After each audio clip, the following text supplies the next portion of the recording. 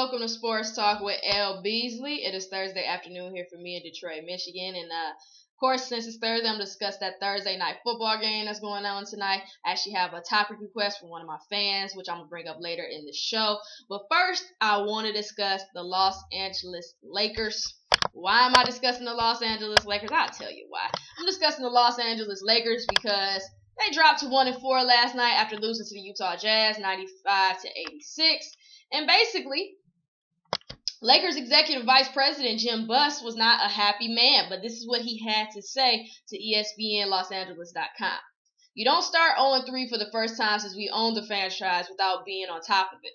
No matter what, you have to be aware. No, that doesn't mean a change is coming. That just means you have to be aware. He also went on to say that he had no problems with Mike Brown at all at this point. His feelings on Mike Brown is he works too hard and he's too knowledgeable for this to happen. Now that I do agree with. Now, do I feel that he's knowledgeable to a certain extent? Do I feel he works too hard? I can't tell you because I'm not around him. But as far as that statement goes, with that part, I do feel like you can't all put it on Mike Brown. And I've said that countless times before. I'm not saying Mike Brown isn't an issue, and I'm not saying that's not something you don't need to be concerned about if you're a Laker fan, a Kobe fan, whatever fan you are. But I've said this time and time again, a coach can only do so much. The thing that has bothered me about Mike Brown was the lack of defense that I've seen because he's such a defensive-minded coach. That's like seeing the Boston Celtics not playing defense when they have Doc Rivers as a head coach. You're just not used to it. It's like, well, this is Doc Rivers, the defensive-minded coach. Why wouldn't you see defense? And that's what's bothering me. And no disrespect to the Utah Jazz. They got a nice front court that I think is going to cause some issues this season. And, it's great to see them being resilient and all that. I like the Jazz back when Jerry Sloan was the coach and Darren Williams was there. So, like I said, no disrespect to the Jazz. But for the Lakers to almost allow the Jazz to score 100 points bothered me. And that continues to bother me. The points that they're allowing to be racked up. Like I said, Lakers don't have a problem scoring. They have a problem keeping the ball. They have a problem defending the ball. And I've said that countless times again. They scored 86 points. They probably would have had about 90 if they could have just made some free throws. Let me throw out this stat while I'm at it. Utah Jazz they had 18 free throw attempts. The Lakers had 46. 46 free throw attempts. And they shot 69% from the free throw line the other day. Talking about the Los Angeles Lakers here. Utah Jazz shot 88% from the free throw line. Now, they made 32 of their 46 free throws. You make 46, you make 40.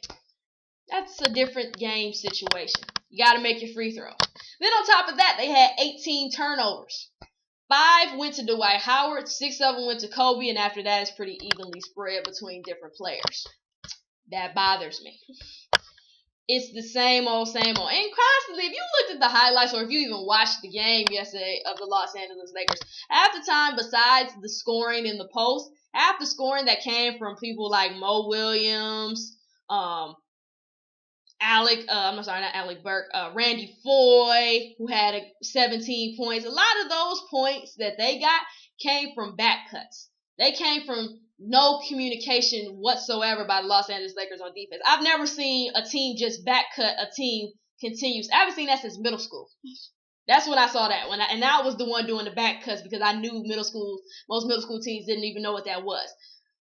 To see the lack of defensive communication and just the lack of intensity and execution, period, is going to be the Lakers' downfall. Offensively, it's hard for me to judge this team the way I want to because Steve Nash is not playing. That's not me saying an excuse or anything. That's just me saying, I think this team is totally different when Steve Nash is on the floor offensively. And I continue to say this. I was one of the first to say when this Los Angeles Lakers team got together. Go back and look at my previous videos. I'm not a huge fan of Dwight Howard as a player, as somebody who can't make up their mind, whatever you want to call it. I'm not a fan of that. I'm a Kobe fan. I said that this team could go through some rough patches, and I wasn't one who just said that this Laker team was going to be a monster. I said they were going to have a lot of adversity to face because you got all these different characters and egos on this team, and you're bringing in so many new players with a coach that maybe, if anybody, is still not comfortable with. And I said that constantly. You see, he'll got inconsistent Paul Gasol, who proved last night going 2-9, only having 5 points and 2 turnovers. The only good thing he did was 7 rebounds, and there's no reason he shouldn't be in double-digit rebounds. Metta World Peace continues to be somebody who's inconsistent offensively, and not only that, even defensively. You got these bench players that I'm not too confident is gonna do what you need. I like Jody Meeks, but Jody Meeks is a streaky shooter. I like Antoine Jameson, but he's an inconsistent forward. Devin Ebanks, I never cared much for him. Jordan Hill has been, in my mind, a bust since Arizona when he went, top 10 draft pick in the draft. Darius Morris came out too early. I've said this constantly about this Laker team. They're going to go through some rough patches. And like I said, unless they're able to all connect and have the same goal, they're not gonna win. And like I said, it ain't even just the goal, just playing with intensity. I haven't seen any lick of intensity since they played. Even when they played the Pistons, I didn't see any intensity. Not the same Laker intensity I'm used to seeing. And I don't know if that's due to frustration, if that's due to, chemistry issues or whatever the case may be. And let me also say this. That second unit is going to be the downfall for the Lakers. I've said that constantly too. I was hoping they would get another point guard besides Steve Blake, just because Steve Blake can't seem to get it going since he's been with the Lakers. But even just besides Steve Blake, like I said, Jordan Hill has to be more consistent. Antoine Jameson has to be more consistent. Obviously Jody Meeks is going to get in the game time. He has to be more consistent. Devin Ebanks, Darius Morris. These guys have to step up their game if this Laker team is going to be successful. Because that Lakers starting unit can't stay on the floor the entire time. And you can't put that second unit in and worried about losing your lead. And the Lakers know about that because they dealt with that not too long ago when they traded a lot of their key pieces off their bench. So at the end of the day, if I'm the Lakers, it still goes back to what I said before. The defensive execution, not turning the ball over, showing some communication both offensively and defensively, and just showing some heart and some intensity. I'm not even seeing that from the Lakers. They like they just going through the motions. The only person who looks like they're truly frustrated with anything is Kobe. And we know Kobe just don't like to lose. I mean, whether you're a Kobe fan or not, he don't like to lose. So at the end of the day with the Lakers, like I said, it's not just Mike Brown. Yeah, Mike Brown is a problem. Like I said, I've been saying since I never liked him being a coach anyway. But I didn't even like him in Cleveland. But at the end of the day, it's not all the coach's fault when players are not going out there showing any intensity. That's not his job to make sure that they have intensity. It's his job to set the game plan. These are grown men. These are professional players. Nobody should have to motivate you. You should be motivated. If I'm motivated enough to motivate myself, I can motivate myself, then they should be able to do that. I'm not going to put that on him. Now, I'm putting the strategy on him, and I'm even putting that offense a little bit on him. But the intensity, them just going out and wanting to win and wanting to play, that goes back to him and whether they want to play this game and how they want to do it and the intensity level that they want to do it at. And that's on them. And like I said, until this team comes together, talks, whatever, and gets that together, this team is going to continue to struggle. But as I said, it's only they 1-4, man. That's 5 games in. I'm not losing my mind with them going 1-4. It's 5 games in, man. It's an 82-game season. It's hard for me to get stressed out over that. I'm not a Miami Heat fan, but I didn't go crazy and start saying, oh yeah, Miami Heat suck after they went on a 6-game losing streak at the beginning of the season back when they first got together. Back in the 2010-2011 season, if you go back and look at their schedule, they won their first 2 games, then they lost to the Spurs. I think they beat the Hornets next. And then they went on a 6-game losing streak after that. And a lot of Miami Heat fans and just fans, period, started doubting the team. And then next thing you know, they went back on their little regular winning streak and they were fine. I think people just blow stuff out of proportion sometimes. Like I said, we get in December and this is still a problem.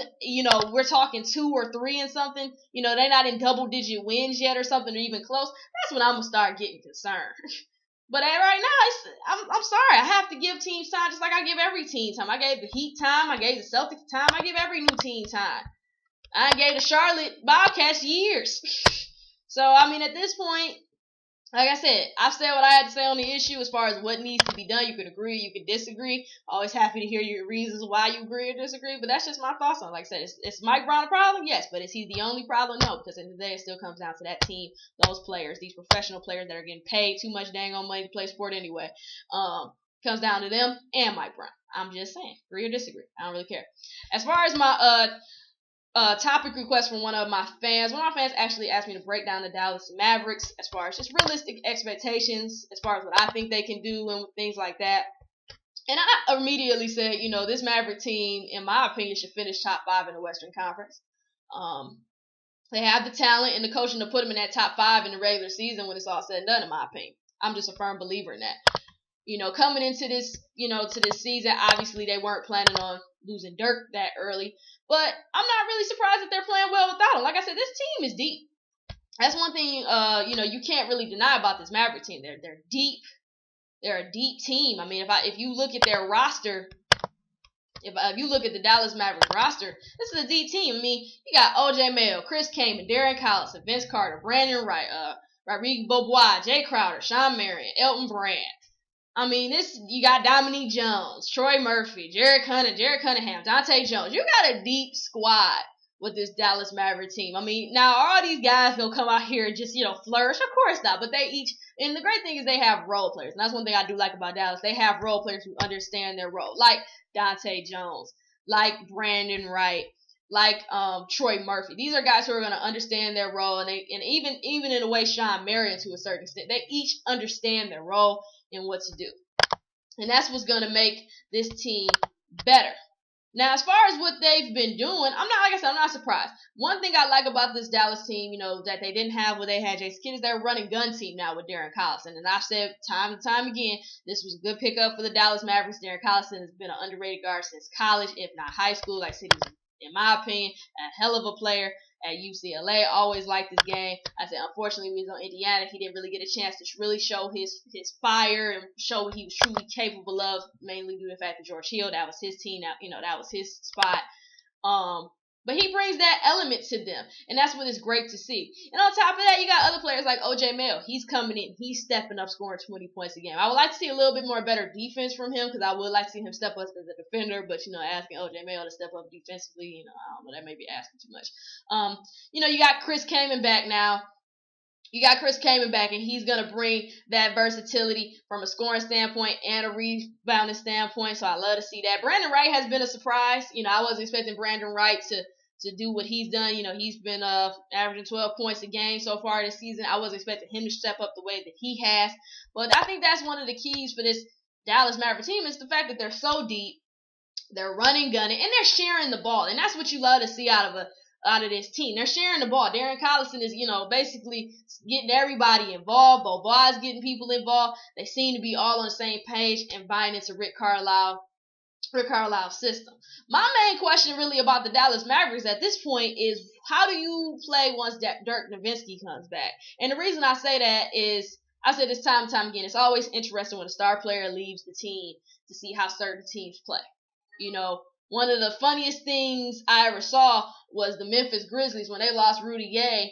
They played crazy. I'm not going to say they played incredible without him, but they played well without him and ultimately got far in the playoffs without him. And of course, it was always the question, well, if he had been there, would he have taken them farther? But the question in my mind was, when Rudy Gay come back, is he ready to take on this new role where maybe the ball doesn't revolve around him? And obviously that's not going to be the same with Dirk. Dirk is your go-to guy. He's your leader. He's your captain. There's no reason for this guy, Dirk, not to get the ball. But it's just going to be interesting to see with him coming back, how he's going to feel. Is he going to be more comfortable with this running gun type system?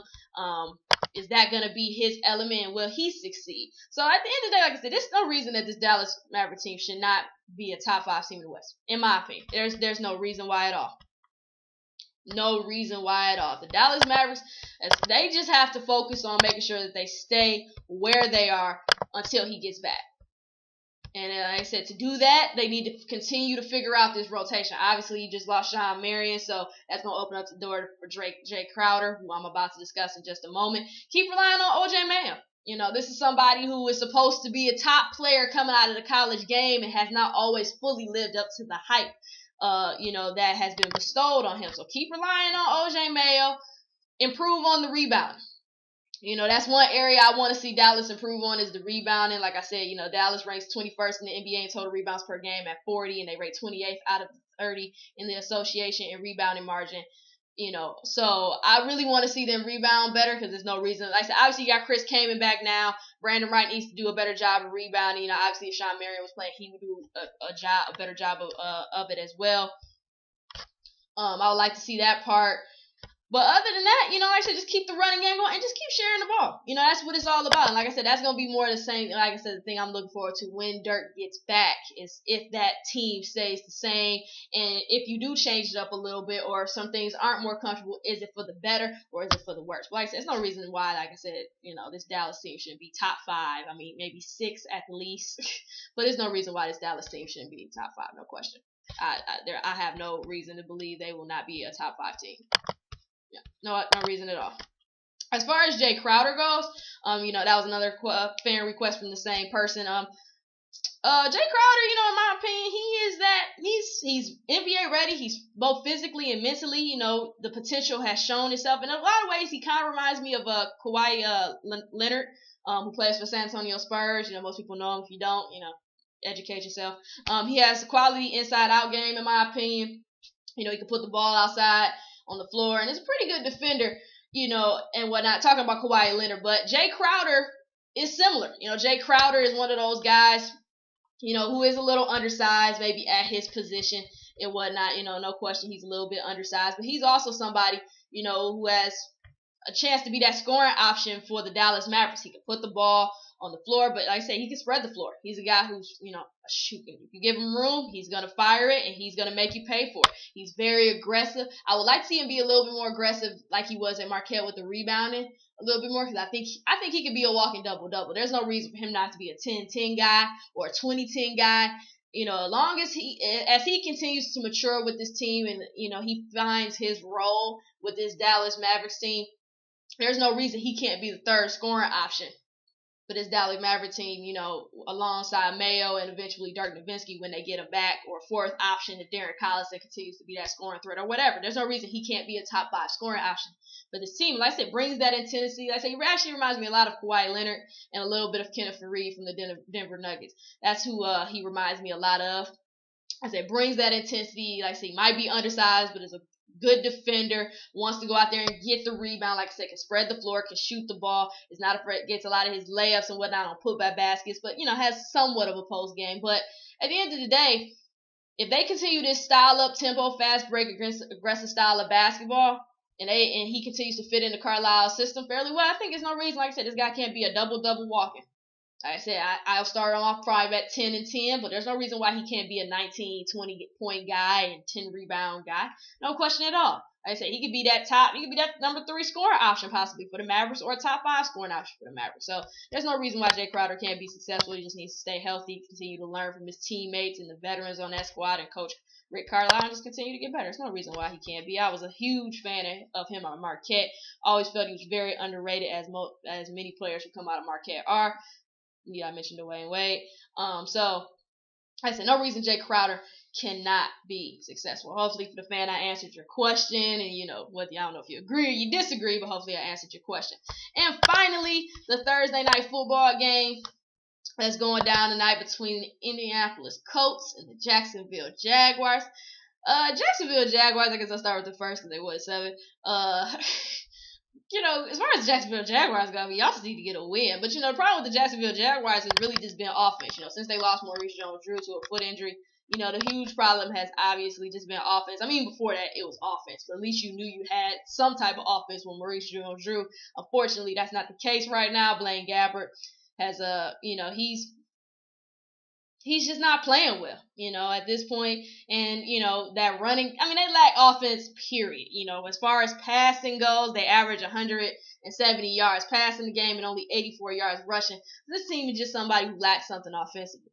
As far as the Colts go, if I'm the Colts going into this game, I expect them to really somewhat try to get the ball going passing-wise after they've done before. But one thing, let me say this. It's clear that Andrew Luck's favorite target is Reggie Wayne.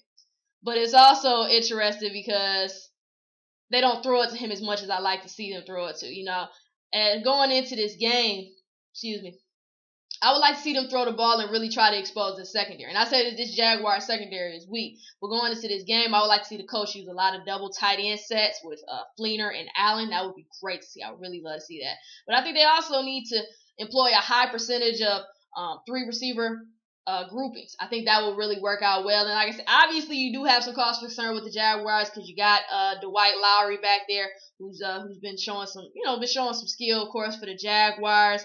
And quite frankly, it's kind of one of those safeties, to kind of look out for a little bit. So I would like to see, them be a little bit cautious, but I want them to air it out. I want them to, like I said, do those double tight end sets. Like I said, do some 3 receiver grouping type sets. And like I said, get Reggie Wayne the ball and expose this secondary, expose the Jaguar defense, period. Now, the one thing that is on the Jaguar side is that the Colts do not necessarily play the best when they're away. They're 1-2. They're 1-2 currently right now in the way. Obviously, Jaguars can't seem to win at home. They're 0-4. But, that's one thing that could be on their side is Andrew Luck tends to play some of his best football and ultimately gets his wins at home. So maybe he might have a bad game. But in this game, I'm really going with the Colts. Like I said, I just think that they're gonna pound on the Jacksonville Jaguars. I don't think Jacksonville Jaguars can play for 4 quarters, and I don't think that they're gonna be able to initiate any great offense, let alone stop the Colts. As long as the Colts come ready to play, like I said, obviously the Colts don't have the best rushing game either, but they have been averaging 100 yards rushing game and passing an issue. They've been average yards passing. I want to see some double tight end sets, grouping type sets, but 3 wide receiver grouping types. So there's no reason why the Colts shouldn't win this game. Like I said, they come in ready. I said some of the over 30 yesterday, shaved their head. Their coach Chuck Pagano, so hopefully that's some more motivation fighting and fighting. So I'll just sit here and just play a heck of a game. And Jacksonville, I mean, you could do your best to put up a fight like you usually do, but just don't turn the ball over and just I don't know, try to score. That's about all I can really tell you. Try to score. But at the end of the day, I'm going with the Colts in this one. There's no reason they should lose this game. And hopefully they do not disappoint me. Anyway, that's it for me today. That's the end of this episode of Sports Talk with L-Beasley. Be sure to let me know what you think of the show. If you agree, if you disagree with anything I said, I know somebody going to disagree. I know somebody going to agree. It's just the way it is. So be sure to let me know that part. If you have a topic you want to discuss, as you guys been seeing, I've been, answering people's fan, topic requests. So like I said, if you want me to discuss a player, a coach, a team, don't matter, ask me. I'm always happy to discuss my view on a topic that you want me to discuss. So just be sure to let me know. All my contact information is on the credits at the end. If you want me to be a guest on your show, or if you want to be a guest on my show, be sure to let me know. All my contact information is on the credits at the end. Go check out MoneyballSportswear.com. They're a huge supporter of Sports Talk with L-Beasley and me, Lauren Beasley, period. So go check them out. You're going to love their clothes. If you love Nike, you love Under Armour, you're going to love Moneyball. The only way to ball is Moneyball, so go check them out, MoneyballSportswear.com. Once again, thank you for tuning in. Enjoy this Thursday night football game. And it's just Thursday night evening. There is a possibility, I'm going to say it now, that I may not do a show tomorrow. I don't know. So I may not be able to warn you. So I'm warning you now. I may not do a show. If I'm not doing a show, you will not get a warning. But if I do a show, you'll just see a new episode posted tomorrow. But I'm warning you now. I got a couple football games to cover. So I may not, Michigan high school football playoff time, baby. So I may not get a chance to do a show tomorrow. But I'm warning you now. Just maybe. You never know. You got to wait and see. So anyway, once again, thank you for tuning in. Keep the comments coming. Love the fan support. Once again, shout out to all my fans and supporters who helped me reach over 100 subscribers the other day. Big moment for me. Like I said, for some it's a small moment. For some it's a big moment for me. It just means my brand is growing. So thank you for that. And just keep the love and support going. And I will see you guys tomorrow maybe. And if not tomorrow, see you Monday. But just got to wait and see if you see me tomorrow. All right. Have a good day.